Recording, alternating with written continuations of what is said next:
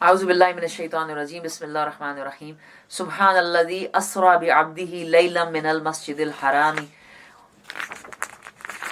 هو السمیع البصیر وآتینا موسی الکتاب وجعلناہ ھدی لبنی اسرائیل الا تتخذوا من دونی وکیلا۔ پاک ہے وہ رب، پاک ہے وہ ذات۔ اب یہ پہلے ہی پاک ہے وہ ذات اس لیے اللہ سبحانہ تعالیٰ نے کہا کہ ہر کمزوری، ہر عیب، ہر ویکنس سے اور ہر فلا سے پاک ہے۔ He can do any thing. وہ یہ بھی کر سکتا ہے کہ وہ انسان کو اپنے جسم سے اٹھا کر جنت اور دوزخ کی سیر کرا دے۔ تو پاک ہے وہ رب جو لے گیا ایک رات میں اپنے بندے کو مسجد حرام سے دور کی اس مسجد، مسجد اقصی یعنی دور کی مسجد یعنی جیروسلم، یا جسے ہم اور بھی کیا کہتے ہیں، بہت سارے اس کے نام ہیں، بتائیں۔ ہم اسے ٹیمپل آف سولومن بھی کہتے ہیں، وہیں پر ہے سبحان اللہ۔ اس کے علاوہ اسے ہم ہیکل سلیمانی بھی کہتے ہیں اور قبلہ اول بھی کہتے ہیں، حالانکہ یہ that is a miss norm. قبلہ اول شروع سے جو ہے وہ کعبہ ہی ہے۔ تو وہاں پہ اللہ تعالیٰ لے گیا ان کو، اور جیسے میں نے پہلے بھی بتایا تھا کہ اس دنیا میں صرف 3 مسجدیں ایسی ہیں جس کے بارے میں رسول اللہ صلی اللہ علیہ وسلم نے کہا تھا کہ جن کے طرف سفر کرنا جو ہے وہ عبادت میں شمار ہوتا ہے، ورنہ دنیا کی اور کسی مسجد میں جانا یعنی آپ جا سکتے ہیں، جیسے سبحان اللہ الحمدللہ ہمیں بڑا شوق ہے کہ ہم بھی اسپین میں جائیں اور مسجد قرطبہ کو دیکھیں، وہ بھی ایک اسلام کی ایک بہت بڑی نشانی ہے، لیکن وہاں پہ جانا اس کا سفر جو ہے وہ عبادت میں نہیں شامل ہوگا۔ لیکن مسجد نبوی اور خانہ کعبہ، مسجد الحرام اور مسجد اقصی کا سفر کرنا عبادت میں شامل ہے۔ تو رات اپنے بندے کو مسجد حرام سے دور کی اس مسجد تک لے گیا جس کی ماحول کو اس نے برکت دی ہے۔ ماحول کو برکت دی ہے کا مطلب یہ کہ وہ سرزمین ایک تو برکت اس طرح بھی دی ہے کہ تمام میجورٹی آف دا انبیاء جو ہیں وہ اسی سرزمین میں آئے ہیں، اسی سرزمین میں آئے ہیں۔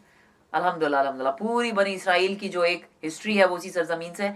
نمبر 2، اللہ سبحانہ تعالیٰ نے ویسے بھی اس سرزمین کو بڑی برکت دی ہے، وہ بڑی زرخیز اور سرسبز، اور وہاں پہ دنیا کے پھل اگتے ہیں، اور وہاں کی آب و ہوا بھی جو ہے وہ بہترین ہے۔ تو وہ برکت اللہ تعالیٰ نے اس سرزمین کو دی۔ تبھی تو یعنی جب سے دنیا بنی ہے لوگ اس سرزمین کے لیے لڑ رہے ہیں۔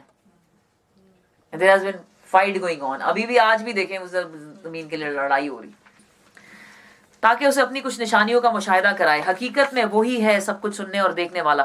ہم نے اس سے پہلے موسیٰ کو کتاب دی تھی اور اسے بنی اسرائیل کے لیے ذریعہ ہدایت بنایا تھا، اس تاکید کے ساتھ کہ میرے سوا کسی کو اپنا وکیل نہ بنانا۔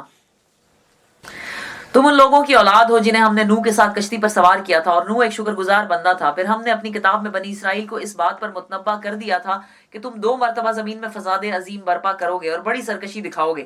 یہ بات جو ہے یہ ٹورا میں بڑی ڈیٹیل سے لکھی ہوئی تھی۔ اللہ سبحانہ تعالیٰ نے ان کو لکھ کے دیا تھا کہ تم لوگ ایسا کرو گے، اور یہ بات ان سے پہلے کی کتابوں میں بھی تھی کہ بنی اسرائیل جو آئیں گے وہ ایسا ایسا ایسا کریں گے۔ اور آپ حیران ہوں گے کہ ہمارے بارے میں بھی ایسا ہی لکھا ہوا حدیث کی کتابوں میں۔ رسول اللہ صلی اللہ علیہ وسلم نے کہا تم بالکل ویسا کرو گے جیسا بنی اسرائیل نے کیا۔ مطلب بڑی عجیب بات لگتی ہے کہ ان کے بارے میں لکھا ہوا تھا پھر بھی انہوں نے ایسا کیا، حالانکہ ہمارے بارے میں لکھا ہوا ہے ہم بھی پھر بھی ویسا ہی کر رہے ہیں۔ بات یہ نہیں کہ اس کو پڑھتا ہی کون ہے، اس کو پڑھتا ہی کون ہے، اس کو سمجھتا ہی کون ہے، اس پہ عمل ہی کون کرتا ہے۔ کتابوں میں باتیں لکھی ہیں، کتابیں بند ہیں، پڑھی ہوئی ہیں ہماری شیلفوں میں۔ حالانکہ یہ باتیں اسی لیے لکھی جاتی ہیں کہ انسان ان سے سبق سیکھے اور ایسا نہ کرے۔ یہ نہیں ہے کہ اللہ تعالیٰ نے لکھ دیا اس لیے ہم نے ایسا کر لیا۔ تو 2 مرتبہ تم زمین پر جو ہے وہ فساد برپا کرو گے اور بڑی سرکشی دکھاؤ گے۔ ایسا ہوتا ہے کہ آخرکار جب ان میں سے پہلی سرکشی کا موقع پیش آیا تو اے بنی اسرائیل، ہم نے تمہارے مقابلے پر ایسے بندے اٹھائے جو نہایت زور آور تھے، اور وہ تمہارے ملک میں گھس کر ہر طرف پھیل گئے۔ یہ ایک وعدہ تھا جسے پورا ہو کر ہی رہنا تھا۔ یعنی ایسا تھا کہ جب اللہ سبحانہ تعالیٰ نے بنی اسرائیل کو یعنی حضرت موسیٰ علیہ السلام کو دنیا میں جب طاقت نواز دی اور حکومت دی، اور وہ بہت پھیلے پھولے۔ آپ کو معلوم ہے کہ پہلے تو انہوں نے انکار کر دیا تھا کہ ہم فلسطین میں نہیں جائیں گے اور ہم جا کر نہیں وہاں لڑیں گے۔ وہاں عمالقہ ایک قوم رہتی تھی کہ ہم ان سے نہیں لڑیں گے، لیکن پھر اللہ تعالیٰ نے ان پہ وہ زمین حرام کر دی 40 برس تک۔ 40 برس تک وہ صحراؤں میں بھٹکتے رہے۔ پھر جو نئی نسل پیدا ہوئی تھی جو ان تکلیفوں اور ہارڈ شپس، اور ظاہر ہے کہ ان کے ماں باپ ان کو سکھاتے رہے کہ بیٹا انکار نہیں کرنا جب لڑائی کا وقت آئے، وہ لوگ گئے اور وہ لڑے، اور اللہ تعالیٰ نے فلسطین کی سرزمین ان کو دے دی، بنی اسرائیل کو دے دی، اور وہاں وہ خوب پھلے پھولے اور انہوں نے بڑی اپنی حکومتیں جمائیں۔ لیکن پھر ایونچولی ان کے درمیان لڑائیاں ہونا شروع ہو گئی آپس کے فساد کی وجہ سے اور اللہ تعالیٰ کی نافرمانیوں کی وجہ سے، اور انہوں نے کہیں سم ہاؤ ون وے اور دا ادر دوسری قوموں کا بھی اثر لینا شروع کیا، جس کی وجہ سے شرک بھی ان میں آ گیا۔ اس وقت اللہ تعالیٰ نے ان کو سزا دی کہ سب سے پہلے جو ہے وہ ایک بادشاہ تھا اس زمانے کا، بخت نصر، اس کے ذریعے سے اللہ سبحانہ تعالیٰ نے عاشوری قوم تھی ان کے اوپر حملہ کروایا اور تہو بالا کر دیا، پورا فلسطین جو ہے وہ نیست و نابود کر دیا۔ اور ان کا ہیکل سلیمانی گرا دیا اور ان کا یعنی بہت ہی ان کا برا حال ہو گیا.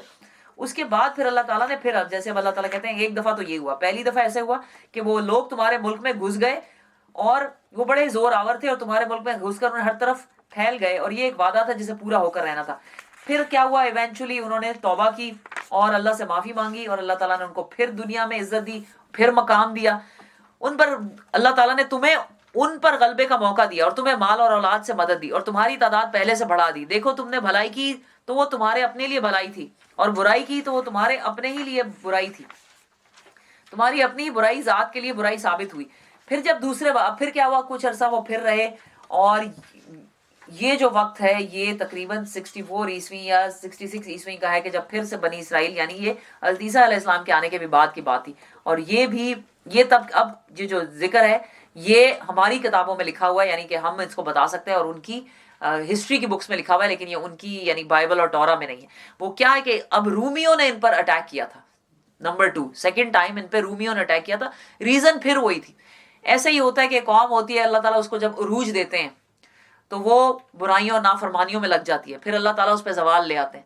پھر اگر کہیں ان میں عقل آ جائے اور وہ واپس پلٹیں, اللہ سے توبہ کریں, تو اللہ تعالیٰ پھر انہیں عروج دے دیتا ہے.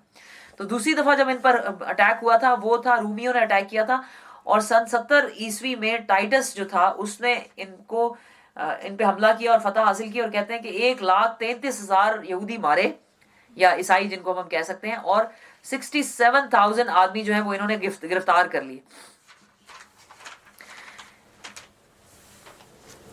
پھر جب دوسرے وعدے کا وقت آیا تو ہم نے دوسرے دشمنوں کو بھی تم پر مسلط کیا تاکہ وہ تمہارے چہرے بگاڑ دیں اور مسجد بیت المقدس میں اسی طرح گھس جائیں جس طرح پہلے دشمن گھسے تھے, اور جس چیز پر ان کا ہاتھ پڑے اسے تباہ کر کے رکھ دیں.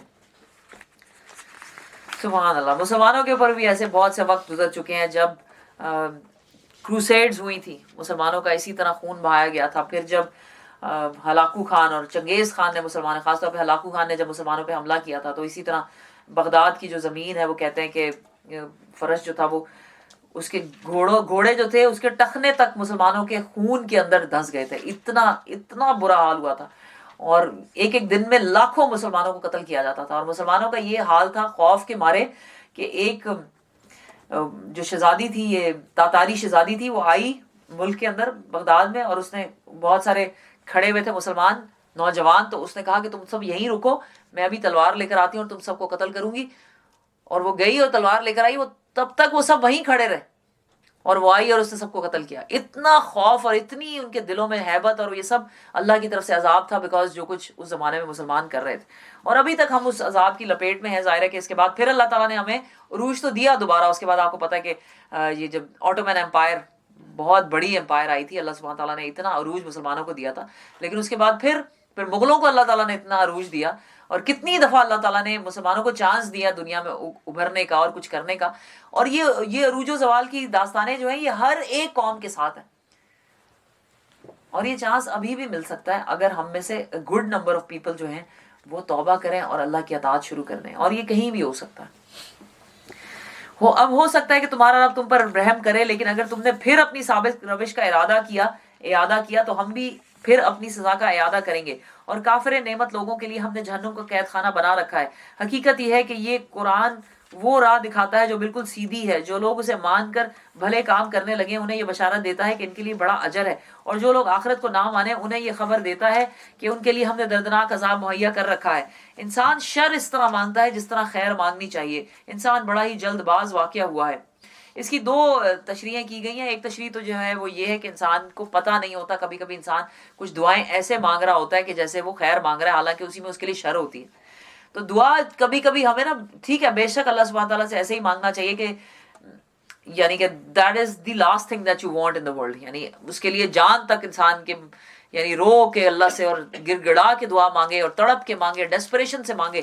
لیکن اگر دعا قبول نہ ہو تو انسان کو یہ پتہ ہونا چاہیے کہ اس میں میری خیر نہیں تھی, کیونکہ انسان کو پتہ نہیں. مثلا فار ایگزامپل کبھی کبھی ہم لیٹ سے کس چیز کے لیے بہت زیادہ دعا مانگتے ہیں, فار ایگزامپل کہ اللہ تعالیٰ ہمیں کیا کر دیں. مثلا فار ایگزامپل اگر ہم کسی سفر کے لیے مانگ رہے ہیں, بچی کے رشتے کے لیے مانگ رہے ہیں, ٹھیک ہے کہ میری بچی کا رشتہ وہاں پہ ہو جائے, ہمیں لگ رہا ہے بڑا اچھا رشتہ ہے, دعائیں مانگ مانگ مانگ مانگ کے, اور ہمیں پتہ نہیں ہے کہ اس میں کتنی کو اس کے لیے شر ہے اس کا.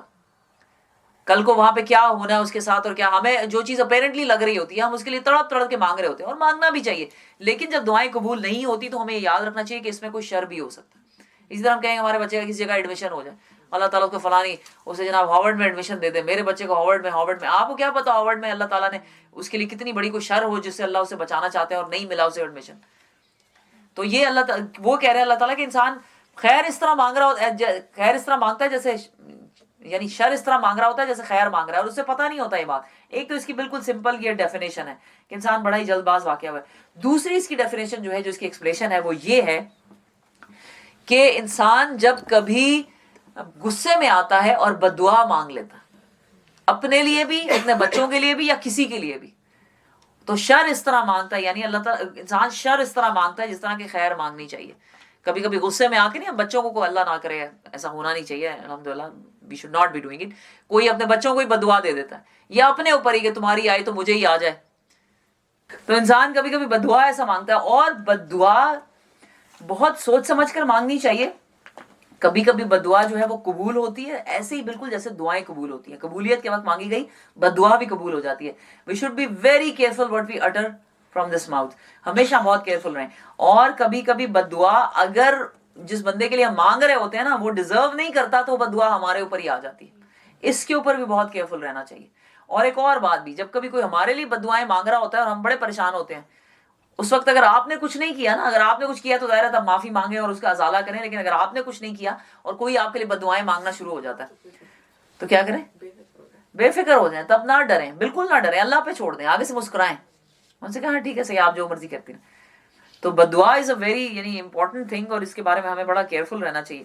دیکھو ہم نے رات اور دن کو دو نشانیاں بنایا ہے، رات کی نشانی کو ہم نے بے نور بنایا اور دن کی نشانی کو روشن کر دیا تاکہ تم اپنے رب کا فضل تلاش کر سکو اور ماہ و سال کا حساب معلوم کر سکو۔ اسی طرح ہم نے ہر چیز کو الگ الگ ممیز کر کے رکھا ہے، ہر انسان کا شگون ہم نے اس کے اپنے گلے میں لٹکا رکھا ہے۔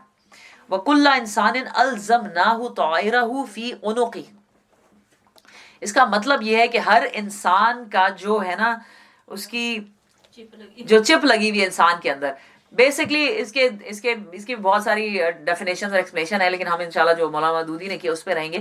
وہ یہ ہے کہ انسان اپنی بدقسمتی، اپنی خوش قسمتی، اپنا گڈ اومن بیڈ اومن خود بناتا ہے، اپنے آپ کو خود ڈیفائن کرتا ہے، اپنا راستہ خود بناتا ہے، اپنی جنت دوزخ خود بناتا ہے۔ بہت سارے انسان اس دنیا میں، بلکہ I would say majority of the people, اور بڑے اس میں تھوڑی ایکسیپشن ہی ہوگی، کہ جب بھی کوئی اس کے اوپر مصیبت آتی ہے تو ہمیشہ دوسری کسی چیز کے اوپر بلیم کرنے لگ جاتا ہے۔ ہم لوگ تو الحمدللہ زیادہ تر جادو کو بلیم کرتے ہیں، جی جادو ہو گیا، نظر لگ گئی، نظر بہت زیادہ لگتی ہے، ساری نظریں ہمیں ہی لگتی ہیں، پاکستانی کو نظر لگ جاتی ہے، سب اتنے خوبصورت ہیں الحمدللہ، تو کیا کریں۔ نہیں جادو بھی بہت ہوتا ہے، بس میرے پہ بھی جادو اور تعویذ ہے، اور سب پر ہو گیا ہوتا ہے جادو اور تعویذ، یعنی ہم پوری قوم ہی یعنی انڈر جادو رہتے ہیں، ہم لوگ سحر زدہ قوم ہے ہم لوگ، تو جادو ہوتا ہے، یا پھر ہم کہتے ہیں کوئی بیڈ اومن ہو گیا، یا پھر ہم کسی اور کا قصور ڈال دیتے ہیں، یا پھر ہم وقت پہ یا قدرت پہ یا حالات پہ، حالانکہ اللہ تعالیٰ کہہ رہے ہیں کہ تمہارا سارا شگون تمہارے اپنے گلے میں لٹکا ہوا ہے، جو تم کرتے ہو، تمہاری بدقسمتی خوش قسمتی سب تمہارے عملوں کی وجہ سے، جیسے انہوں نے لکھا ہے، یعنی ہر انسان کی نیک بختی بد بختی اس کے انجام کی بھلائی اور برائی کے اسباب اور وجود جو ہے، وجہ کیا ہے، خود اس کی اپنی ذات میں موجود ہیں۔ اپنے اوصاف، اپنی سیرت و کردار، اپنی قوت تمیز اور قوت فیصلہ انتخاب کے استعمال پہ وہ خود اپنے آپ کو سعادت کا مستحق بناتا ہے یا شقاوت کا مستحق بناتا ہے۔ نادان لوگ اپنی قسمت کے شگون باہر لیتے پھرتے ہیں اور ہمیشہ خارجی اسباب کو ہی اپنی بدبختی کا ذمہ دار ٹھہراتے ہیں، مگر حقیقت یہ ہے کہ ان کا پروانہ خیر و شر ان کے اپنے گلے کا ہار ہے۔ سمجھ میں آ گئی؟ یعنی ہم جو کچھ ہمیں دنیا میں مل رہا ہوتا ہے، اللہ سبحانہ تعالیٰ بھی یہی کہتے ہیں کہ تمہارے پر جو بھی مصیبت آتی ہے وہ تمہارے اپنے ہاتھوں کی کمائی ہے، اور قیامت کے روز ہم ایک نوشتہ اس کے لیے نکالیں گے جسے وہ کھلی کتاب کی طرح پائے گا۔ پڑھ اپنا نامہ اعمال، آج اپنا حساب لگانے کے لیے تو خود ہی کافی ہے، تو خود ہی ذمہ دار ہے، تو خود ہی کافی ہے، تو خود ہی اپنی دنیا بنا رہا ہے، تو خود ہی اپنی آخرت بنا رہا ہے۔ تقدیر کے پابند نباتات و جمادات، تقدیر کے پابند نباتات و جمادات، مومن فقط احکام الہی کا ہے پابند۔ اپنی تقدیر انسان کیا ہے، خود ہی کو کر بلند اتنا کہ ہر تقدیر سے پہلے خدا بندے سے خود پوچھے، بتا تیری رضا کیا ہے، تیری تقدیر وہی ہے جو تیری رضا ہے۔ اگر انسان اللہ کا بندہ بن جاتا ہے تو اللہ تعالیٰ آپ کی تقدیر آپ کے اپنے ہاتھ میں دے دیتے. اب جیسے کہ ایک کسی بڑے پیارے ولی اللہ کا واقعہ ہے کہ انہوں نے کہنا شروع کر دیا تھا کہ اللہ تعالیٰ ہر کام میری مرضی سے کرتے ہیں, اللہ تعالیٰ ہر کام میری مرضی سے کرتے ہیں. اور تو وہ لوگوں نے سنا کہ یہ کہہ رہا ہے اللہ تعالیٰ ہر کام میری مرضی سے کرتے ہیں, اتنا بڑا شرک, تو اٹھا کے اسے بادشاہ کے پاس لے گئے. تو بادشاہ نے کہا کہ میں نے سنا ہے کہ آپ یہ کہتے ہیں کہ اللہ تعالیٰ ہر کام آپ کی مرضی سے کہتے ہیں. ہاں, کہتا ہے ہاں بالکل اللہ تعالیٰ ہر کام میری مرضی سے کرتے ہیں. وہ کہتے ہیں وہ کس طرح؟ تو انہوں نے کہا کہ کیونکہ جو اللہ کی مرضی ہے وہی میری مرضی ہے, تو ہر کام ہوا میری مرضی سے نہیں. بس ایسا ہونا چاہیے مومن کو. تو جو کوئی راہ راست اختیار کرے اس کی راست روی اسی کے اپنے ہی لیے مفید ہے, اور جو کوئی گمراہ ہوا اس کی گمراہی کا وبال اسی پر ہے. کوئی بوجھ اٹھانے والا دوسرے کا بوجھ نہ اٹھائے گا, اور ہم عذاب دینے والے نہیں ہیں جب تک کہ لوگوں کو حق و باطل کا فرق سمجھانے کے لیے ایک پیغامبر نہ بھیج دیں. جب ہم کسی بستی کو ہلاک کرنے کا ارادہ کرتے ہیں تو اس کے خوشحال لوگوں کو حکم دیتے ہیں اور کہ وہ اس میں نافرمانیاں کرنے لگتے ہیں, تب عذاب کا فیصلہ اس بستی پر چسپاں ہوتا ہے اور ہم اسے برباد کر کے رکھ دیتے ہیں. دیکھ لو کتنی ہی نسلیں ہیں جو نوح کے بعد ہمارے حکم سے ہلاک ہوئی ہیں. تیرا رب اپنے بندوں کے گناہوں سے پوری طرح باخبر ہے اور سب کچھ دیکھ رہا ہے. جو کوئی عاجلہ کا خواہش مند ہو, عاجلہ یعنی دنیا, من کان یرید العاجلۃ, تو کیا ہے عجلنا لہ فیہا, تو ہم ما نشاء لمن نرید ثم جعلناہ لہ جہنم یصلاھا مذموما مدحورا. جو کوئی عاجلہ کا خواہش مند ہو تو ہم کیا کرتے ہیں, ہم اسے وہ دے دیتے ہیں جو کچھ بھی ہم اسے دینا چاہیں. ٹھیک ہے, اس میں ٹکڑا کیا جوڑا ہے, جو دنیا مانگتا ہے اسے ہم دنیا دے دیتے ہیں, جتنی ہم دینا چاہیں ہم دے دیتے ہیں اس کو. ساری کی ساری دنیا بھی نہیں ملتی اور جتنی آپ دنیا چاہیں دنیا اتنی بھی نہیں ملتی. ہاں, آخرت آپ جتنی اس کے لیے کوشش کریں گے وہ لازمی ملے گی, لیکن پھر اس کے مقسوم میں جہنم لکھ دیتے ہیں جسے وہ تاپے گا ملامت زدہ اور رحمت سے محروم ہو کر. اور جو آخرت کا خواہش مند ہو اور اس کے لیے صحیح کرے جیسے کہ اس کے لیے صحیح کرنے کا حق ہے, یعنی اس کے لیے کوشش اور محنت کرے جیسے کہ حق کرنے کا حق ہے, یعنی کرنی چاہیے, اور ہو وہ مومن, تو ایسے شخص کی ہر صحیح مشکور ہوگی. ان کو بھی اور ان کو بھی دونوں فریقوں کو ہم دنیا میں سامان زیست تو دیے ہی جا رہے ہیں. یہ تیرے رب کا عطیہ ہے اور تیرے رب کی عطا کو روکنے والا کوئی نہیں. یعنی دنیا میں اگر وہ ہیں, ایک کافر بھی ہے, ایک مجرم بھی ہے اور ایک مومن بھی ہے, تو اللہ تعالیٰ نے سب کو سامان دنیا تو دینا ہی ہے نا. مثلا اب جیل میں بھی جو لوگ پڑے ہوتے ہیں وہ کتنے بادشاہ کے نافرمان ہوتے ہیں, لیکن بادشاہ ان کو بھی کھانا پینا تو دے ہی رہتا ہے. بھائی جب تک جینا ہے انہوں نے تب تک تو زندہ رہنا ہے, ان کو کھانا پینا تو دے. تو دنیا میں جو لوگ رہ رہے ہیں وہ آ گئے ہیں تو ان کو تو پرووائڈ کرنا اللہ نے اپنے اوپر لازم کر لیا ہوا کہ دنیا تو ان کو دینی ہے. اور دنیا اللہ کے لیے کتنی ویلیو کی ہے, مچھر کے ایک پر کے برابر بھی نہیں ہے, اتنی کم, اتنی سی بھی نہیں ہے کہ ساروں کو دے جا رہا ہے, جی لے لو جی, تم بھی لے لو تم بھی لے لو, اسے کوئی فرق نہیں پڑتا. تو دنیا میں جب تک وہ ہیں دنیا میں رہیں گے اور دنیا اسی طرح کھائیں گے پیئیں گے, لیکن پھر اصل جو دنیا شروع ہوگی وہ ہوگی مرنے کے بعد سے. مگر دیکھ لو دنیا ہی میں ہم نے ایک گروہ کو دوسرے پر کیسی فضیلت دے رکھی ہے, اور آخرت میں اس کے درجے اور بھی زیادہ ہوں گے اور اس کی فضیلت اور بھی زیادہ بڑھ چڑھ کر ہوگی. اسی طرح یعنی علم کی فضیلت جو ہے, اسی طرح برکتوں کی فضیلت جو ہے, اسی طرح سکون کی فضیلت جو ہے, وہ دنیا میں اللہ تعالیٰ نے بہت لوگوں کو دی ہوئی. ہاں رزق کی بھی فضیلت ہوتی ہے, لیکن یہ دنیاوی چیزوں میں نے آپ کو بتایا it has nothing to do with your عمل. دنیا میں اگر کوئی اونچا ہے یا نیچا ہے, it has nothing to do with your عمل. تو اللہ کے ساتھ کوئی دوسرا معبود نہ بناؤ, اور ورنہ ملامت زدہ اور بے یار و مددگار بیٹھے رہ جاؤ گے. تیرے رب نے فیصلہ کیا ہے. اب یہ جو 14 کمانڈمنٹس آ رہی ہیں جن کو عبداللہ بن عباس کہتے ہیں کہ یہ جو تورا کے اندر 10 کمانڈمنٹس ہیں ان کا خلاصہ ہے, یعنی یا ان کی ایکسپلینیشن سمجھ لیں, کیونکہ وہ 10 ہے یہ 14 ہے, لیکن ہے مور اور لیس انہی کا ہے, انہی کو بنایا گیا, انہی کو بتایا گیا. وہ کیا ہے؟ نمبر 1, تم لوگ کسی کی عبادت نہ کرو مگر صرف اس کی, یعنی صرف اللہ کی. نمبر 2, والدین کے ساتھ نیک سلوک کرو. اگر تمہارے پاس ان میں سے کوئی ایک یا دونوں بوڑھے ہو کر رہیں تو انہیں اف تک نہ کہو, انہیں جھڑک کر جواب نہ دو, بلکہ ان سے احترام سے بات کرو اور نرمی اور رحم کے ساتھ ان کے سامنے جھک کر رہو, اور دعا کیا کرو کہ پروردگار ان پر رحم فرما جس طرح انہوں نے رحمت و شفقت کے ساتھ مجھے بچپن میں پالا تھا. یہ وہ خوبصورت دعا ہے جو انسان کو ضرور اور ہر وقت مانگتے رہنا چاہیے, خواہ آپ کے ماں باپ زندہ ہوں یا گزر چکے ہوں. رب ارحمہما کما ربیانی صغیرا, کہ اے اللہ میرے ماں باپ پر رحم کر اس طرح جس طرح کہ انہوں نے مجھ پر کیا جب میں چھوٹا بچہ تھا. اور واقعی اگر ماں باپ رحم نہ کریں تو بچہ یعنی سروائیو تک نہیں کر سکتا. اور یہ دعا, اور جیسے کہ پچھلے دنوں آپ کو بھی شاید ایک واٹس ایپ کی ایک ویڈیو آئی ہوگی کہ جس میں ایک مولوی صاحب کہہ رہے تھے کہ میں نے جب میرے ماں باپ کی ڈیتھ ہوئی تھی پرابلی, تو میں نے اس دن کے بعد سے ہر سجدے میں ایک بار یہ دعا میں نے مانگنی شروع کی تھی. میں اپنی زندگی کی ہر نماز کے ہر سجدے میں یہ دعا مانگتا ہوں، اور کہتے ہیں اب تقریباً کوئی 20 سال ہو گئے ہیں اور انہوں نے کیلکولیٹ کیا تو پتہ نہیں کتنے تھاؤزینڈ اینڈ ملین ٹائمز وہ اپنے ماں باپ کے لیے دعا مانگ چکے تھے. تو کہتے ہیں میں اس لیے آپ لوگوں سے شیئر کر رہا ہوں کہ اگر آپ بھی یہ کرنا چاہیں تو کر لیں. لیکن اس کے فوراً بعد ایک ڈیبیٹ شروع ہو گئی تھی سبحان اللہ. جیسے کہ وہ سہیب ویب ہے، وہ ایک بڑے مزے کی بات کہتے ہیں. وہ کہتے ہیں کہ مسلمانوں کا کوئی حال نہیں ہے، وہ خود بیچارے ریورٹ ہیں تو وہ کہتے ہیں مسلمانوں کا کوئی حال نہیں. اس کی ایک ایگزامپل دیتے ہیں، وہ کہتے ہیں کہ جیسے نا کہ کوئی یعنی سب سے ہمارے لیے سارے کے سارے مسلمانوں کے لیے بڑی ہی خوشائند بات کیا ہو کہ کوئی کنورٹ ہو گیا، ٹھیک ہے. تو کہتے ہیں ایک خبر چھپتی ہے فیس بک کے اوپر، کوئی لکھتا ہے کہ الحمدللہ پیٹر کنورٹڈ ٹو اسلام الحمدللہ. تو نیچے لوگ مبارک دینا شروع کرتے ہیں، کنگریچولیشنز الحمدللہ تکبیر اللہ اکبر اور فلاں فلاں. اور جو 13واں جو میسج ہوتا ہے نا، 13واں میسج ایوری 13 میسج وہاں سے لکھنا شروع ہوتے ہیں it's not actually converted it is reverted. تو اگلا بندہ لکھتا ہے no no no no it is actually you can say converted. تو دوسرا کہتا ہے نو نو نو. اور کنورٹڈ اور ریورٹڈ کے اوپر اتنی لڑائی شروع ہوتی ہے کہ بحثیں اور لڑائیاں اور جھگڑے وہ سب آپس میں کر کے نا تو وہیں پہ بات ختم کر دیتے. تو یہ بات ہے کہ یہ جو انہوں نے کہا نا کہ آپ یعنی سجدے میں یہ دعا مانگا کریں، تو اس کے فوراً بعد بحث شروع ہو گئی کہ سجدے میں تو قرآن پڑھ ہی نہیں سکتے، تو ہم کیسے یہ دعا مانگیں، تو اس کی ہمیں اوتھینٹسٹی بتائیں، ہمیں یہ بتائیں، ہمیں یہ کریں فلاں کریں.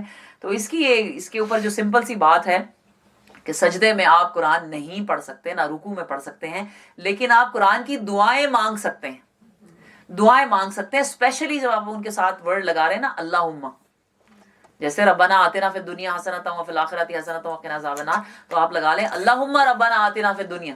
تو اب آپ جیسے کہ پھر وہ ایک بندی آئی، اس نے میں سے بڑی یعنی آرگیومنٹ کی کہ نہیں یہ قرآن کی دعا، یہ قرآن تو پھر قرآن ہی رہتا ہے، تو یہ وہ. تو پھر میں نے اسے کہا کہ اچھا اگر آپ نے اپنے علم میں اضافے کی دعا مانگنی ہے سجدے میں جا کے عربی میں، تو کیا مانگیں گے؟ عربی کیسے مانگیں گے بیچارے؟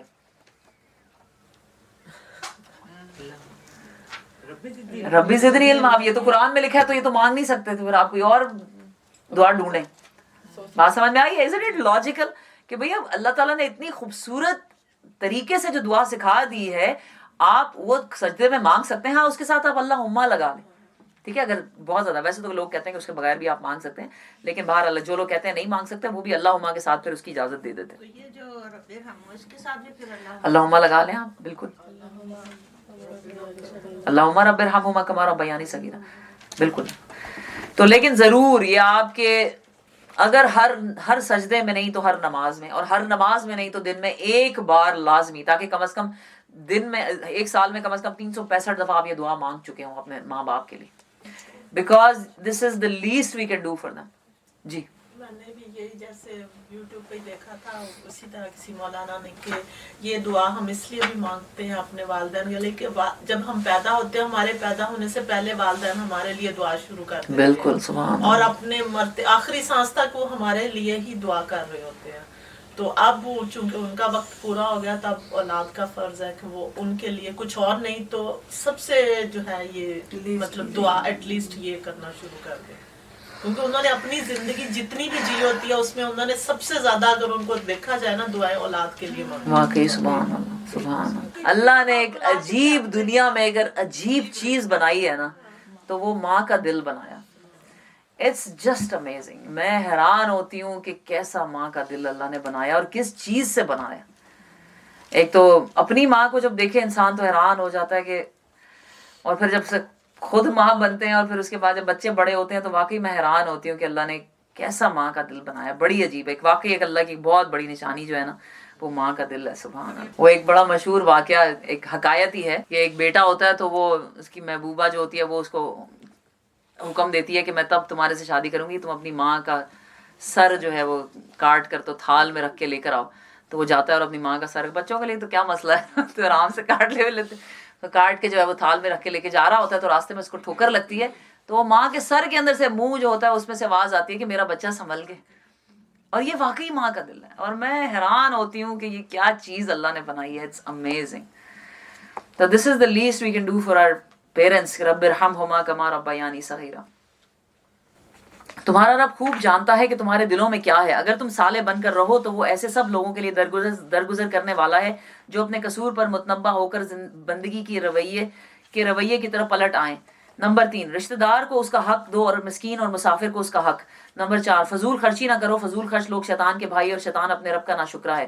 نمبر 5، اگر ان سے یعنی حاجت مند رشتہ دار مسکینوں اور مسافروں سے تمہیں کترانا ہو اس بنا پر کہ ابھی تم اللہ کی اس رحمت کو جو جس کے تم امیدوار ہو، تلاش کر رہے ہو، تو انہیں نرم جواب دو. یعنی اگر تم ان کی مدد فائنینشلی نہیں کر سکتے تو ان کو اچھا جواب دو. کبھی بھی کسی کو، آپ نے کسی کو بھی نہ کرنی ہو، پیسے نہ دینے ہوں یا بھی دینے بھی ہوں، کبھی کسی سائل کو رسوا نہیں کرنا چاہیے. کبھی کسی سائل مانگنے والے کی کبھی بے عزتی اور بے حرمتی نہیں کرنی چاہیے. آپ کو نہیں معلوم کہ وہ کس دل سے، کس تکلیف سے اور کس طرح مانگ رہا ہے. آپ نے نہیں دینا، آپ نہ دیں، لیکن کبھی کسی کو ابیوز نہ کریں، اسے ریڈیکیول نہ کریں، اس کو انسلٹ نہ کریں مانگنے والے کو. نہ تو اپنا ہاتھ گردن سے باندھ کے رکھو اور نہ ہی اسے بالکل کھلا چھوڑ دو کہ ملامت زدہ اور عاجز بن کر رہ جاؤ. تیرا رب جس کے لیے چاہتا ہے رزق کشادہ کرتا ہے اور جس کے لیے چاہتا ہے تنگ کر دیتا ہے. وہ اپنے بندوں کے حال سے باخبر ہے اور انہیں دیکھ رہا ہے. کبھی کبھی ایسا بھی ہوتا ہے، یہ والی آیت جو ہے نا، یہ بڑی امپورٹنٹ ہے. اس کے اندر اللہ تعالیٰ نے جو حکم دیا ہے نا، کبھی کبھی ایسا بھی ہوتا ہے کہ ہمارے کچھ ایسے رشتہ دار ہوتے ہیں، جاننے والے، یا کوئی ایسا غریب انسان جس میں ہمیں بڑا ہی ترس اور پیار آ جاتا ہے الحمدللہ، کہ ہم چاہتے ہیں کہ اس کو ہم نا اس کی زندگی بدل دیں اور اس کے حالات سنوار دیں، اور ہم اتنی کوشش کرتے ہیں اور حالات نہیں سنبھل رہے ہوتے. تو اللہ تعالیٰ کہتے ہیں کہ تم بس وہ کرو جو تمہارے کرنے کا حق ہے یا فرض ہے. تم کسی کی زندگی، تم کسی کا رزق نہیں کشادہ کر سکتے ہو. سمجھ میں آئیے؟ ہمارے پر کیا ہے کہ ہم کسی کی بس ہیلپ کر دیں. ہم کسی کی زندگیاں نہیں بدل سکتے کہ ہم کسی غریب کو امیر بنا دیں. یہ ہمارے ہاتھ میں ہے نہیں ہے کہ ہم کسی غریب کی اتنی مدد کریں، اسے بزنس سٹارٹ کروا کے دیں. ٹھیک ہے، آپ ضرور کروا کے دیں، لیکن آپ یہ سوچیں کہ میں اس کی پوری زندگی بدل سکتا ہوں یا سکتی ہوں. آپ وہ نہیں بدل سکتے. آپ اپنا جو اجر ہے وہ نہ چھوڑیں، وہ آپ اس کو دیتے رہیں، لیکن آپ کسی کا رزق نہیں بدل سکتے. یہ بڑی امپورٹنٹ اور بڑی ڈیپ بات ہے. یہ وہ اپنے بندوں کے حال سے باخبر ہے اور انہیں دیکھ رہا ہے. اپنی اولاد کو افلاس کے اندیشے سے قتل نہ کرو، ہم انہیں بھی رزق دیں گے اور تمہیں بھی. در حقیقت ان کا قتل ایک بڑی خطا ہے. زنا کے قریب نہ پھٹکو، وہ بہت ہی برا فعل اور بڑا ہی برا راستہ ہے. یہاں پہ یہ نہیں کہا گیا کہ زنا نہ کرو. ولا تقربوا الزنا، زنا کے قریب بھی نہ جاؤ. اس کا کیا مطلب ہے؟ جہاں زنا ہو رہا اس کے قریب نہ جائے. اس کا مطلب ہے کہ ہر اس راستے سے دور ہو جاؤ، ہر اس چیز سے پیچھے ہٹ جاؤ جو کسی بھی صورت اور شکل میں زنا کے قریب لے کے جاتا ہے. وہ کوئی ایسی باتیں ہیں، ایسے ناولز ہیں، ایسی کتابیں ہیں، ایسے ٹی وی ویڈیو، ایسے پروگرامز ہیں، ایسے دوست ہیں، ایسے ساتھی ہیں، ایسی جگہیں ہیں، ایسے مشروبات ہیں، ایسے ایڈز ہیں، یا کوئی ایسی تھاٹس ہیں. ان سب سے پیچھے ہو جاؤ جو کہیں بھی آپ کو زنا کی قریب لے کے جاتے ہیں. کیونکہ یہ وہ راستہ ہے سبحان اللہ کہ جس کے اندر انسان ایک سٹیپ لیتا ہے اور دوسرا، تیسرا، چوتھا جو ہے وہ آپ کو پتہ نہیں چلتا کہ آپ کہاں تک پہنچتے ہیں. اور اتنے یعنی بنی اسرائیل کے قصوں میں، ایون اپنے سلف صالحین کے قصوں میں بھی ہمیں ملتا ہے کہ اتنے بڑے بڑے نیک پاک بزرگ جو تھے اور اتنے عبادت گزار جو تھے، وہ کس طرح اس ٹریپ میں آ گئے تھے. اس کے اندر شیطان نے بڑی بڑی زبردست جو ہے وہ اٹریکشن رکھی ہوئی ہے. وہ بہت ہی برا فعل ہے اور بڑا ہی برا راستہ ہے. قتل نفس کا ارتکاب نہ کرو جسے اللہ نے حرام کیا ہے مگر حق کے ساتھ، اور جو شخص مظلومانہ قتل کیا گیا اس کے ولی کو ہم نے قصاص کے مطالبے کا حق عطا کیا ہے، بس چاہیے کہ وہ قتل میں حد سے نہ گزرے، اس کی مدد کی جائے. یہ ہم آلریڈی الحمدللہ سورہ مائدہ میں بڑی ڈیٹیل میں، سورہ نساء میں اور مائدہ میں ڈیٹیل میں پڑھائیں. مال یتیم کے پاس نہ پھٹکو مگر ایسے طریقے سے یہاں تک کہ وہ اپنے شباب کو پہنچ جائے. نمبر 11، عہد کی پابندی کرو، بے شک عہد کے بارے میں تم کو جواب دہی کرنی ہوگی. نمبر 12، پیمانے سے دو تو پورا بھر کر دو، اور تولو تو ٹھیک ترازو سے تولو، یہ اچھا طریقہ اور بلحاظ انجام بھی یہی بہتر ہے. نمبر 13، کسی ایسی چیز کے پیچھے نہ لگو جس کا تمہیں علم نہ ہو، یقیناً آنکھ، کان اور دل سب ہی کی باس پرس ہوگی. کسی چیز کے پیچھے یعنی کسی چیز کے پیچھے نہ پڑ جاؤ. اس کے اندر جو چیزیں ہمیں معلوم نہیں ہیں ان کی کیوریوسٹی میں نہ پڑو، اور کسی چیز کی ٹو میں نہ لگو. اور کیونکہ جو کسی چیز کی ٹو میں لگنا اور کسی چیز کے پیچھے کیوریس ہونا اور کسی چیز کو اندر اس کی کریدنا، دین کی باتوں میں یہ نہیں ہم کرتے. یعنی ہمارے پاس کوئی دین کا حکم آ جائے، we don't want to dig into it. جو کسی نے بتا دیا ٹھیک ہے مان لیا، اور ہم we don't try to do our research. نہ کتابیں پڑھتے ہیں نہ کچھ، بلکہ اب آسان طریقہ ہے کہ دوسرے کو ہم فارورڈ کر دیتے ہیں کہ اس کا جواب دے دیں. خیر وہ بھی کر سکتے ہیں انشاءاللہ تعالی العظیم. لیکن دنیاوی باتوں میں ہمیں کتنی ٹو ہوتی ہے نا، نہیں اس نے میرے بارے میں کیا کہا تھا، اچھا وہ وہاں کیوں گئی تھی. اس میں دونوں فریقوں کو تکلیف ہوتی. ٹو میں لگنے والے کو بھی کہ اس کا سکون بھی جاتا ہے، اور جس کے پیچھے لگا جاتا ہے اس کا سکون بھی جاتا ہے. بلکہ ایک رسول اللہ صلی اللہ علیہ وسلم کی ایک حدیث ہے جس میں انہوں نے اللہ تعالیٰ سے پناہ مانگی ہے ایسے دوست سے کہ جو میری ٹو میں لگا رہے. Imagine that. زمین میں اکڑ کر نہ چلو. نمبر 14 سے جی بدگمانی بھی اسی کے اندر آتی ہے. بالکل صحیح بات ہے کہ اس چیز کے پیچھے نہ لگو جس کا تمہیں علم نہ ہو. اور 70 نیک گمان کرنے کا جو ہمیں حکم دیا گیا ہے. زمین میں اکڑ کر نہ چلو، تم نہ زمین کو پھاڑ سکتے ہو نہ پہاڑوں کی بلندی کو پہنچ سکتے ہو، ان امور میں سے ہر ایک کا برا پہلو تیرے رب کے نزدیک ناپسندیدہ ہے، یہ وہ حکمت کی باتیں ہیں جو تیرے رب نے تجھ پر وحی کی ہیں۔ اور دیکھ اللہ کے ساتھ کوئی دوسرا معبود نہ بنا بیٹھنا، ورنہ تو جہنم میں ڈال دیا جائے گا ملامت زدہ اور ہر بھلائی سے محروم ہو کر۔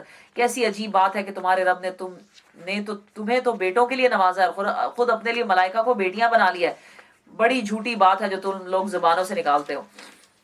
مطلب یہ بھی یہ کہہ سکتے تھے کہ جو فرشتے ہیں اللہ کے بیٹے ہیں۔ بڑی عجیب بات ہے کہ سمجھ نہیں آتی ان کی سائیکالوجی کہ کیوں انہوں نے کہا کہ اللہ کی بیٹیاں ہیں، کیوں کہا ہوگا؟ بڑی تھنک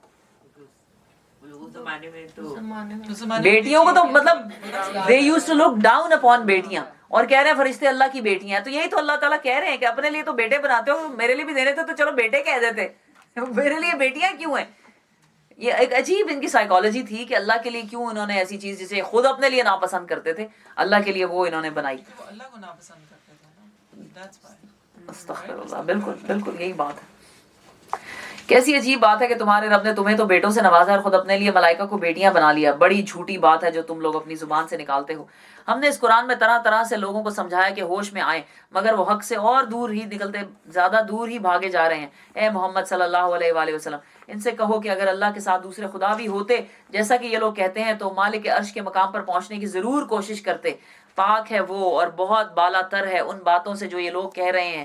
اس کی پاکی تو ساتوں آسمان اور زمین اور وہ ساری چیزیں بیان کر رہی ہے جو آسمان و زمین میں ہے، کوئی چیز ایسی نہیں ہے جو اس کی ہم کے ساتھ اس کی تسبیح نہ کر رہی ہو، مگر تم ان کی تسبیح سمجھ نہیں سکتے ہو۔ حقیقت یہ ہے کہ وہ بڑا ہی بردبار اور درگزر کرنے والا ہے۔ جب تم قرآن پڑھتے ہو تو ہم تمہارے اور آخرت پر ایمان نہ لانے والوں کے درمیان ایک پردہ حائل کر دیتے ہیں اور ان کے دلوں پر ایسا غلاف چڑھا دیتے ہیں کہ وہ کچھ نہیں سمجھتے اور ان کے کانوں میں گرانی پیدا کر دیتے ہیں۔ اور جب تم قرآن پاک میں ایک ہی رب کا ذکر کرتے ہو تو وہ نفرت سے منہ موڑ لیتے ہیں۔ ہمیں معلوم ہے کہ جب وہ کان لگا کر تمہاری بات سنتے ہیں تو دراصل کیا سنتے ہیں، اور جب بیٹھ کر باہم سرگوشیاں کرتے ہیں تو کیا کہتے ہیں۔ یہ ظالم آپس میں کہتے ہیں کہ یہ تو ایک سحر زدہ آدمی ہے جس کے پیچھے تم لوگ جا رہے ہو۔ دیکھو کیسی باتیں ہیں جو یہ لوگ تم پر چھانٹتے ہیں، یہ بھٹک گئے ہیں، انہیں راستہ نہیں ملتا۔ وہ کہتے ہیں جب ہم صرف ہڈیاں اور خاک ہو کر رہ جائیں گی تو کیا ہم نئے سرے سے پیدا کر کے اٹھائے جائیں گے؟ ان سے کہو تم پتھر کے بھی ہو جاؤ یا لوہا بھی بن جاؤ یا اس سے بھی سخت کوئی چیز جو تمہارے ذہن میں قبول حیات سے بعید تر ہو، تو پھر بھی تم اٹھ کر رہو گے۔ سبحان اللہ، کیسا زبردست اللہ تعالیٰ نے طریقہ کیا کہ ہڈیاں کیسے دوبارہ سے جو ہے ان کو لائف مل جائے گی۔ تو یہ جو ہے نا بعید از حیات، یعنی ذہن میں قبول حیات سے بعید تر ہو کہ جو بالکل ہی لائف لیس چیز ہے وہ سوچ لو کہ جس کے اندر جان ڈالنا بہت ہی مشکل کام ہے، وہ سوچ لو کیا ہو سکتی ہے۔ پتھر بن جاؤ یا لوہا بن جاؤ تو بھی اللہ تعالیٰ زندہ کر کے اٹھا لے گا۔ وہ ضرور پوچھیں گے کون ہے وہ جو ہمیں پھر زندگی کی طرف پلٹا کر لائے گا؟ جواب میں کہو وہی جس نے پہلی بار تم کو پیدا کیا۔ وہ سر ہلا ہلا کر پوچھیں گے اچھا، تو یعنی وہ کہیں گے کہ اچھا ٹھیک ہے، یعنی وہ کہتے ہیں نا کہ کون ہمیں دوبارہ اٹھائے گا؟ اچھا تو جس نے پہلی بار پیدا کیا۔ اب ان کو یہ تو پتا ہے کہ ہمیں پہلی بار کسی نے پیدا ہی کیا نا، یعنی ہم خود تو نہیں بنے۔ اللہ تعالیٰ قرآن میں پوچھتے ہیں کہ کیا تم خود بخود بن گئے ہو؟ تمہیں کسی نے بنایا نا؟ تو کہیں گے ہاں ہمیں کسی نے تو بنایا۔ تو جب آپ یہ جواب دیں گے کہ وہی تمہیں دوبارہ پیدا کرے گا جس نے تمہیں پہلی بار بنایا، تو پھر چپ ہو جائیں گے، اب اس کا جواب تو نہیں ان کے پاس آئے گا۔ تو پھر وہ کہیں گے لیکن اچھا بتاؤ پھر یہ کب ہوگا؟ اب اگلا سوال، تو تم کہو کیا عجب وہ وقت قریبی آ لگا ہو جس روز وہ تمہیں پکارے گا تو تم اس کی حمد کرتے ہوئے اس کی پکار کے جواب میں نکل آؤ گے، اور تمہارا گمان اس وقت یہ ہوگا کہ ہم بس تھوڑی ہی دیر اس حالت میں پڑے رہے ہیں۔ اور اے محمد صلی اللہ علیہ وآلہ وسلم، میرے بندوں سے کہہ دو کہ زبان سے وہ بات نکالا کریں جو بہترین ہو۔ وَقُلْ لِعِبَادِي يَقُولُوا الَّتِي هِيَ أَحْسَنُ، صرف وہ بات نکالا کریں جو بہترین ہو۔ دراصل یہ شیطان ہے جو انسانوں کے درمیان فساد ڈلوانے کی کوشش کرتا ہے۔ حقیقت یہ ہے کہ شیطان انسان کا کھلا دشمن ہے۔ تمہارا رب تمہارے حال سے زیادہ واقف ہے، وہ چاہے تو تم پر رحم کرے اور چاہے تو تمہیں عذاب دے دے۔ اے نبی صلی اللہ علیہ وآلہ وسلم، ہم نے تم کو لوگوں پر حوالے دار بنا کر نہیں بھیجا ہے۔ تیرا رب زمین اور آسمانوں کی مخلوقات کو زیادہ جانتا ہے۔ ہم نے بعض پیغمبروں کو بعض سے بڑھ کر مرتبے دیے اور ہم نے ہی داؤد کو زبور عطا کی تھی۔ اب یہ آیت جو ہے، یہ ابھی 53 نمبر آیت میں جو ہے کہ میرے بندوں سے کہو کہ زبان سے وہ بات نکالیں جو بہترین ہو۔ تو اس کے لیے آج کا آپ کا ہوم ورک یہ ہے کہ انشاءاللہ تعالیٰ آج کے سارے دن میں آپ نے کوئی ایسی بات منہ سے نہیں نکالنی جو یوز لیس، ٹھیک ہے؟ اور کل آ کے خبر دینی ہے کہ کیسا رہا۔ آپ کو معلوم ہے اس عورت کا قصہ جو ہمارے سلف میں آتا ہے کہ وہ عورت جو بولتی ہی صرف قرآن تھی، صرف قرآن، یعنی ایک بھی بات وہ اپنی طرف سے نہیں کہتی تھی، جو بھی اس نے کہنا ہوتا تھا وہ قرآن کی کسی آیت سے بولا کرتی تھی. تو یوزلیس بات کا مطلب ہے کہ جس کا دنیا اور آخرت میں کوئی فائدہ نہیں ہے، بس وہ بات نہ کہیں. باقی ہر بات انشاءاللہ اچھی بات ہے. تو انشاءاللہ یہ آپ کا ہوم ورک ہے. تیرا رب زمین اور آسمان کی مخلوقات کو زیادہ جانتا ہے. ہم نے بعض پیغمبروں کو بعض سے بڑھ کر مرتبے دیے اور ہم نے ہی داؤد کو زبور عطا کی. ان سے کہو پکار دیکھو ان معبودوں کو جن کو تم خدا کے سوا اپنا کارساز سمجھتے ہو. کسی تکلیف کو تم سے نہ ہٹا سکتے ہیں نہ بدل سکتے ہیں. جن کو یہ لوگ پکارتے ہیں وہ تو خود اپنے رب کے حضور رسائی حاصل کرنے کا وسیلہ تلاش کرتے ہیں کہ کون اسے قریب تر ہو جائے. یعنی جو ولی اللہ ہیں، جو قبروں میں ہیں، جو سمجھیں کہ جن کو لوگ جیسے حضرت عیسیٰ علیہ السلام ہیں، وہ تو خود اس تلاش میں ساری زندگی رہے ہیں اور ابھی بھی انہیں موقع ملے تو وہ کیا کریں؟ اللہ سے قریب ہونے کا وسیلہ تلاش کریں، بجائے یہ کہ وہ آپ کی مغفرت کرواتے پھریں. کہ وہ جن لوگوں کو پکارتے ہیں ہم لوگ کہ جی ہم آپ کو بخش دیں گے یا ہم آپ کو بخشوا دیں گے، تو اللہ تعالیٰ یہ کہہ رہے ہیں کہ وہ خود اللہ کی طرف جانے کا وسیلہ تلاش کرتے ہیں، تو تم انہیں کیسے وسیلہ بناتے ہو؟ اور وہ اس کی رحمت کی امیدوار ہیں اور اس کے عذاب سے خائف ہیں، یعنی خوف رکھتے ہیں. حقیقت یہ ہے کہ تیرے رب کا عذاب ہی ہے ڈرانے کے لائق، اور کوئی بستی ایسی نہیں جسے ہم نے قیامت سے پہلے ہلاک نہ کریں یا سخت عذاب نہ دیں. یہ نوشتہ الہی میں لکھا ہوا ہے. اور ہم کو نشانیاں بھیجنے سے نہیں روکا مگر اس بات نے کہ ان سے پہلے کے لوگ ان کو جھٹلا چکے ہیں.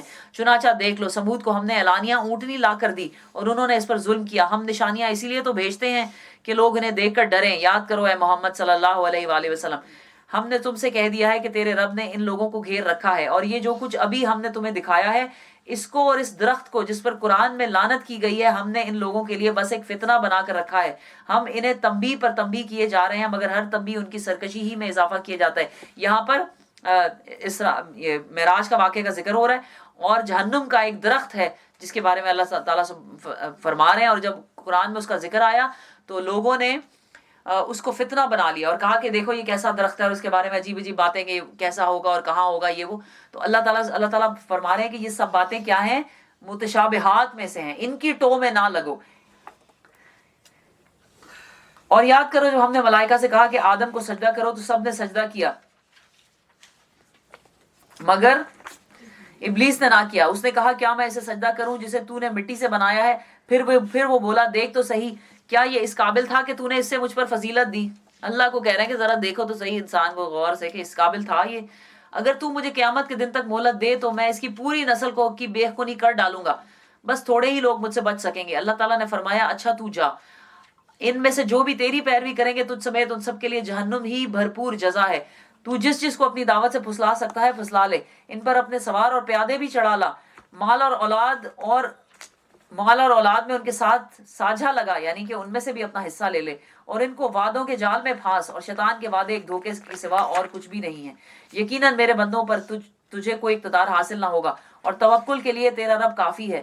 تمہارا حقیقی رب تو وہ ہے جو سمندر میں تمہاری کشتی چلاتا ہے تاکہ تم اس کا فضل تلاش کرو. حقیقت یہ ہے کہ وہ تمہارے حال پر نہایت مہربان ہے.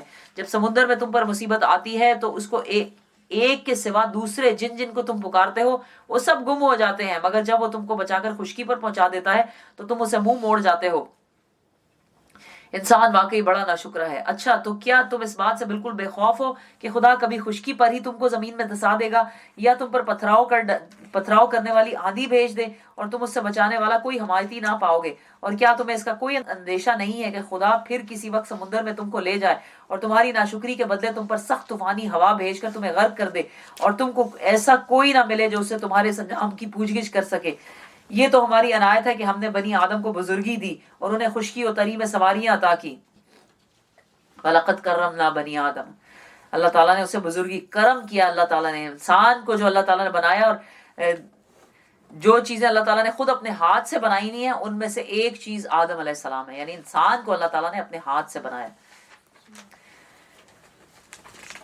اور خشکی و تری میں انہیں سواریاں عطا کی اور ان کو پاکیزہ چیزوں سے رزق دیا اور اپنی بہت سی مخلوقات پر نمایاں فوقیت بخشی. پھر خیال کرو اس دن کا جب کہ ہم ہر انسانی گروہ کو اس کے پیشوا کے ساتھ بلائیں گے. اس وقت جن لوگوں کو نامہ اعمال سیدھے ہاتھ میں دیا گیا وہ اپنا کارنامہ پڑھیں گے اور ان پر ذرہ برابر ظلم نہ ہوگا. اور جو اس دنیا میں اندھا بن کر رہا وہ آخرت میں بھی اندھا ہی رہے گا، بلکہ راستہ پانے میں اندھے سے بھی زیادہ ناکام.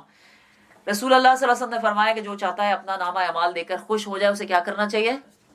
استغفار پڑھنی چاہیے. ہر وقت استغفار کثرت سے پڑھنی چاہیے. اور یہ رمضان کا مہینے اور جو دن ہے اس میں کم از کم بھی کم از کم انسان کو 100 مرتبہ ایک تسبیح استغفار کی ڈیلی ہونی چاہیے انسان کی. آپ چاہے کھانا بنا رہی ہیں، آپ سحری بنا رہی ہیں، افطاری بنا رہی ہیں، کچھ بھی کر رہی ہیں، استغفار جو ہے نا وہ آپ کی زبان پہ ہونا چاہیے. اے محمد صلی اللہ علیہ وآلہ وسلم، ان لوگوں نے اس کوشش میں کوئی کسر اٹھا نہیں رکھی کہ تمہیں فتنے میں ڈال کر اس وحی سے پھیر دیں جو ہم نے تمہاری طرف بھیجی ہے، تاکہ تم ہمارے نام پر اپنی طرف سے کوئی بات گھڑو. اگر تم ایسا کرتے تو وہ ضرور تمہیں اپنا دوست بنا لیتے، اور بعید نہ تھا کہ اگر ہم تمہیں مضبوط نہ رکھتے تو تم ان کی طرف کچھ نہ کچھ جھک جاتے. لیکن اگر تم ایسا کرتے تو ہم تمہیں دنیا میں بھی دور عذاب کا مزہ چکھاتے اور آخرت میں بھی دور عذاب کا، پھر ہمارے مقابلے میں تم کوئی مددگار نہ پاتے. اور یہ لوگ اس بات پر بھی تلے رہے ہیں کہ تمہارے قدم اس سرزمین سے اکھاڑ دیں اور تمہیں یہاں سے نکال باہر کریں، لیکن اگر یہ ایسا کریں گے تو تمہارے بعد یہ خود یہاں کچھ زیادہ دیر نہ ٹھہر سکیں گے. اور ظاہر ہے کہ یہ ایک پیشن گوئی ہے جو کہ ہجرت کے بعد ثابت ہو گئی. یہ ہمارا مستقل طریقہ کار ہے جو ان سب رسولوں کے معاملے میں ہم نے برتا ہے جنہیں تم سے پہلے ہم نے بھیجا تھا، اور ہمارے طریقہ کار میں تم کوئی تغیر نہ پاؤ گے. نماز قائم کرو زوال آفتاب سے لے کر رات کے اندھیرے تک، اور فجر کے قرآن کا بھی التزام کرو کیونکہ قرآن فجر مشہود ہوتا ہے. اقم الصلاۃ لدلوک الشمس الی غسق اللیل وقرآن الفجر ان قرآن الفجر کان مشہودا. اللہ سبحانہ تعالیٰ ہمارا بھی یہ فجر کے وقت قرآن کو پڑھنا، سمجھنا اور اس کو ڈسکس کرنا اللہ ہی کی خاطر، اور اس میں سے اپنے لیے تذکیر لینا اللہ تعالیٰ قبول کرے، اور اس کو قیامت والے دن ہمارے لیے توشہ آخرت بنائے اور اسے ہمارے میزان میں اللہ تعالیٰ بھاری کرے.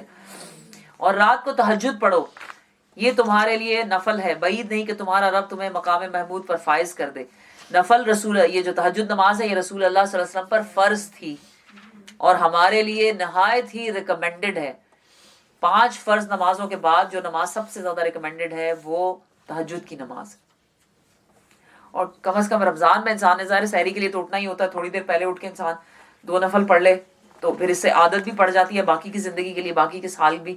لیکن کوشش کرنی چاہیے انسان کو تہجد جو ہے نا اس کو ضرور پڑھنی چاہیے، اور اپنی زندگی میں اس کو، یعنی اگر ایک بار آپ کو عادت ہو جاتی ہے نا تہجد پڑھنے کی تو پھر آپ کو تہجد جو ہے وہ مطلب اتنی مشکل نہیں لگتی. It becomes a part of your routine and life.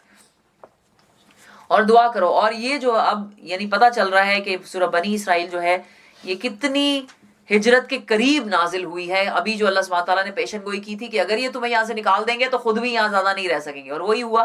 کتنے 10 سال کے بعد دوبارہ رسول اللہ صلی اللہ علیہ وسلم وہاں آئے اور ان کو مکے سے نکال دیا. اب یہ جو دعا بتائی جا رہی ہے یہ ہجرت کی دعا ہے، یہ ہجرت کی دعا ہے جو اللہ تعالیٰ رسول اللہ علیہ وسلم کو سکھا رہے ہیں کہ یہ دعا مانگنا شروع کرو. وہ کیا ہے؟ ربی ادخلنی مدخل صدق واخرجنی مخرج صدق واجعل لی من لدنک سلطانا نصیرا. اور دعا کرو کہ پروردگار مجھ کو جہاں بھی تو لے جا سچائی کے ساتھ لے جا، اور جہاں سے بھی نکال سچائی کے ساتھ نکال، اور اپنی طرف سے ایک اقتدار کو میرا مددگار بنا دے. اسی طرح ہمیں بھی جب امیگریشن کرنی ہو، کہیں آنا ہو، کہیں جانا ہو، ایون سفر سے پہلے بھی ہمیں یہ دعا مانگنی چاہیے. اور اعلان کر دو کہ حق آ گیا اور باطل مٹ گیا، باطل تو مٹنے ہی والا ہے. وَقُلْ جَاءَ الْحَقُّ وَزَهَقَ الْبَاطِلُ إِنَّ الْبَاطِلَ كَانَ زَهُوقًا.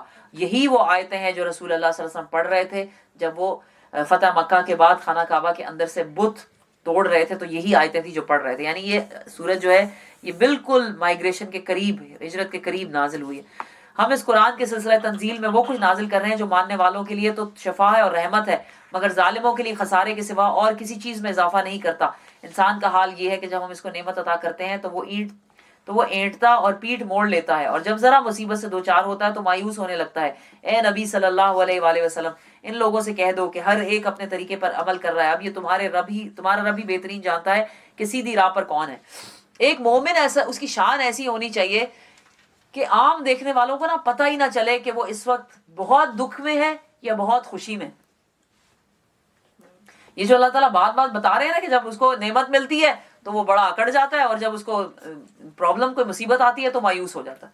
ایک مومن کا ایک جنرل جو ایٹیٹیوڈ ہے نا وہ دنیا کے ساتھ بھی اور اللہ کے ساتھ بھی نارمل رہنا چاہیے. ہاں دعاؤں میں کمی بیشی زیادتی ظاہر رونا وہ ایک الگ چیز ہو جاتی ہے، لیکن وہ بھی اللہ کے ساتھ ہی گریہ زاری ہونی چاہیے. ورنہ ایک مومن کو ایک جنرل لیول پہ ایک نارمل انسان رہنا چاہیے. لوگوں کو نہیں پتہ چلنا چاہیے کہ جی اب آپ کے اوپر کوئی بہت ہی دکھ آیا ہوا ہے اور لوگ پکڑ کے پوچھیں گے آر یو آل رائٹ، آپ کو کیا مسئلہ ہوا ہے. ہاں سم ٹائمز اٹس انیویٹیبل، آپ کوشش بھی کرتے ہیں لیکن پھر بھی پتہ چل جاتا ہے تو دیٹس اے ڈفرنٹ تھنگ. لیکن ایسے مایوس ہو جانا اور کرنا کہ پتہ نہیں اب تو زندگی میں خوشی کبھی آنی ہی نہیں. مومن کا معاملہ تو یہ کہ اسے جو کچھ بھی ملتا ہے وہ خیر ہے. اگر اس پہ بھلائی آتی ہے تو شکر ادا کرتا ہے اور برائی آتی ہے اس پہ تو صبر کرتا ہے. دونوں معاملوں میں اس کے لیے اجر ہی اجر ہے. اگر دنیا سمجھ لینا کہ ایک ٹیسٹ ہے اور ٹیسٹ میں یہ سب چیزیں چلتی ہی رہتی ہیں, کبھی آسان سوال آتے ہیں, کبھی مشکل سوال بھی آ جاتے ہیں, اور اس کو انسان پہلے سے اگر مینٹلی پریپیئر ہو کہ ایسا ہو سکتا ہے اور ہو جائے گا تو وہ اتنی تکلیف نہیں دیتے انسان کو. یہ لوگ تم سے روح کے متعلق پوچھتے ہیں, کہو یہ روح میرے رب کے حکم سے آتی ہے مگر تم لوگوں نے علم سے کم ہی بہرا پایا ہے. اے محمد صلی اللہ علیہ وآلہ وسلم, ہم چاہیں تو وہ سب کچھ تم سے چھین لیں جو ہم نے وحی کے ذریعے سے تم کو عطا کیا ہے, پھر تم ہمارے مقابلے میں کوئی حمایتی نہ پاؤ گے جو اس سے واپس دلا سکے. یہ تو جو کچھ تمہیں ملا ہے تمہارے رب کی رحمت سے ملا ہے, حقیقت یہ ہے کہ اس کا فضل تم پر بہت بڑا ہے. کہہ دو اگر انسان اور جن سب کے سب مل کر اس قرآن جیسی کوئی چیز لانے کی کوشش کریں تو لا نہ سکیں گے, چاہے وہ سب ایک دوسرے کے مددگار ہی کیوں نہ بن جائیں. ہم نے اس قرآن میں لوگوں کو طرح طرح سے سمجھایا ہے مگر اکثر لوگ انکار ہی پر جمے رہے ہیں. اور انہوں نے کہا ہم تیری بات نہ مانیں گے جب تک تو ہمارے لیے زمین کو پھاڑ کر ایک چشمہ جاری نہ کر دے, یا تیرے لیے کھجوروں اور انگوروں کا ایک باغ پیدا ہو اور تو اس میں نہریں روا کر دے, یا تو آسمان کو ٹکڑے ٹکڑے کر کے ہمارے اوپر گرا دے جیسے کہ تیرا دعویٰ ہے. یعنی کہ کوئی نشانی کیوں نہیں آتی, کوئی نشانی کیوں نہیں آتی. یا خدا اور فرشتوں کو روح در روح ہمارے سامنے لے آ, یا تیرے لیے سونے کا گھر بن جائے, یا تو آسمان پر چڑھ جائے, اور تیرے چڑھنے کا بھی ہم یقین نہ کریں گے جب تک کہ تو ہمارے اوپر ایک ایسی تحریر اتار کر نہ لے آئے جسے ہم پڑھیں. اے محمد صلی اللہ علیہ وآلہ وسلم, ان سے کہو پاک ہے میرا پروردگار, کیا میں ایک پیغام لانے والے انسان کے سوا اور بھی کچھ ہوں؟ مجھے یہ والی جب میں پڑھتی ہوں تو نبی صلی اللہ علیہ وسلم کی سوچ ہوتی ہے کہ ہمیں کوئی ذرا سا ہی کہہ دیتا ہے تو ہم سے برداشت نہیں ہوتی, اور ہمارے دماغ پر آپ کو کیا کیا لوگ کہتے ہیں. سبحان اللہ, سبحان اللہ. بہت اس پر پڑھتے ہیں. واقعی انبیاء کی زندگی بڑی ہی مشکل تھی. آپ سوچیں تو صحیح کہ کیسے لوگ کھڑے ہو کے ان کے سامنے ان کو کہہ رہے ہوتے تھے کہ تمہارا یہ کام ہے کہ تمہاری نمازیں تمہیں یہ سکھاتی ہیں کہ تم ہمارے ساتھ ایسا کرو, اور یہی جو نشانی بار بار مانگنا اور پھر اتنی تصدیق کرنا اور اتنا برا بلا کہنا. واقعی نبیوں کی زندگیاں بڑی ہی مشکل, واقعی بڑی مشکل زندگیاں تھیں. لوگوں کے سامنے جب کبھی ہدایت آئی تو اس پر ایمان لانے سے ان کو کسی چیز نے نہیں روکا مگر ان کے اسی قول نے کہ کیا اللہ نے کسی بشر کو پیغمبر بنا کر بھیج دیا ہے. ان سے کہو اگر زمین میں فرشتے اطمینان سے چل پھر رہے ہوتے تو ہم ضرور آسمان سے کسی فرشتے کو ہی پیغمبر بناتے. اے محمد صلی اللہ علیہ وآلہ وسلم, ان سے کہہ دو کہ میرے اور تمہارے درمیان بس ایک اللہ ہی کی گواہی کافی ہے, وہ اپنے بندوں کے حال سے باخبر ہے اور سب کچھ دیکھ رہا ہے. جس کو اللہ ہدایت دے وہی ہدایت پانے والا ہے, اور جسے وہ گمراہی میں ڈال دے تو اس کے سوا ایسے لوگوں کے لیے تو کوئی حامی و ناصر نہیں پا سکتا, تو کوئی حامی و ناصر نہیں پا سکتا. ان لوگوں کو ہم قیامت کے روز اوندے منہ کھینچ لائیں گے, اندھے گونگے اور بہرے. ان کا ٹھکانہ جہنم ہے, جب کبھی اس کی آگ دھیمی ہونے لگے گی ہم اسے اور بھڑکا دیں گے. یہ بدلہ ہے ان کی اس حرکت کا کہ انہوں نے ہماری آیات کا انکار کیا اور کہا کیا جب ہم صرف ہڈیاں اور خاک ہو کر رہ جائیں گے تو نئے سرے سے ہم کو پیدا کر کے اٹھا کھڑا کیا جائے گا. کیا ان کو یہ نہ سوجا کہ جس خدا نے زمین اور آسمان کو پیدا کیا ہے وہ ان جیسوں کو پیدا کرنے کی ضرور قدرت رکھتا ہے. اس نے ان کے حشر کے لیے ایک وقت مقرر کر رکھا ہے جس کا آنا یقینی ہے, مگر ظالموں کو اصرار ہے کہ وہ اس کا انکار ہی کریں گے. اے محمد صلی اللہ علیہ وآلہ وسلم, ان سے کہو اگر کہیں میرے رب کی رحمت کے خزانے تمہارے قبضے میں ہوتے تو تم خرچ ہو جانے کے اندیشے سے ضرور ان کو روک رکھتے. واقعی انسان بڑا تنگ دل واقعہ ہوا ہے. ہم نے موسیٰ کو 9 نشانیاں عطا کی تھیں جو صحیح طور پر دکھائی دے رہی تھی.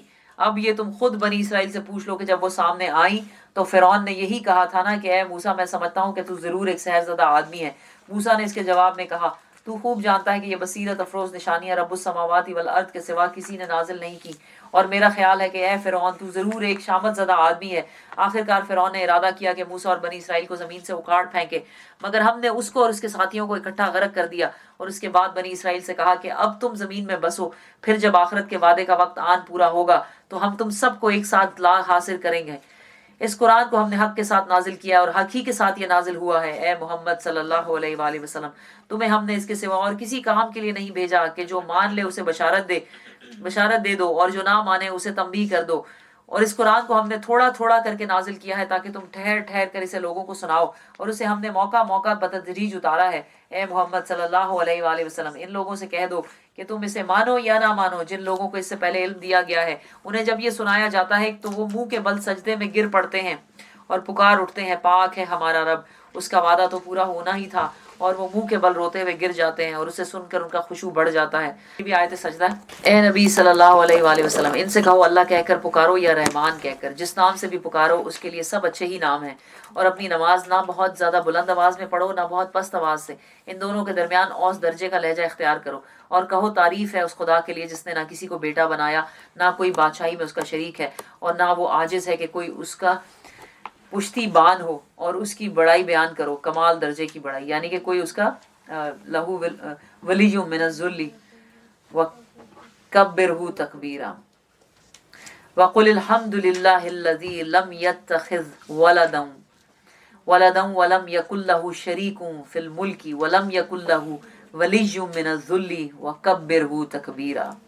اور اللہ کی بڑائی، اللہ ہے بڑا، اللہ کو بڑا کر کے دکھا دو، اللہ کو بڑا کر کے دکھا دو. اللہ جو ہے وہ صرف مسجد میں بڑا نہ ہو، اللہ صرف دروس میں بڑا نہ ہو، قرآن کی کلاس میں بڑا نہ ہو، بلکہ اللہ مال میں بھی بڑا ہو، اللہ ہمارے گھر میں بھی بڑا ہو، اللہ ہر جگہ، ہماری شادیوں میں، ہمارے فنکشنز میں اور ہمارے گیدرنگز میں، جب ہم دوستوں سے باتیں کر رہے ہوں، جب ہم لوگ انٹرٹینمنٹ میں ہوں، اس وقت بھی اللہ ہی بڑا ہو انشاءاللہ تعالیٰ العظیم. اور اس کے ساتھ ہی ہمارا ٹائم ختم ہو گیا. ٹھیک ہے انشاءاللہ ہم کل ہی شروع کریں گے سورہ کہف انشاءاللہ تعالیٰ. سبحانک اللہم و بحمدک نشہد ان لا الہ الا انت نستغفرک و نتوب الیک. جزاکم اللہ خیرا کثیرا. السلام علیکم و رحمۃ اللہ وبرکاتہ.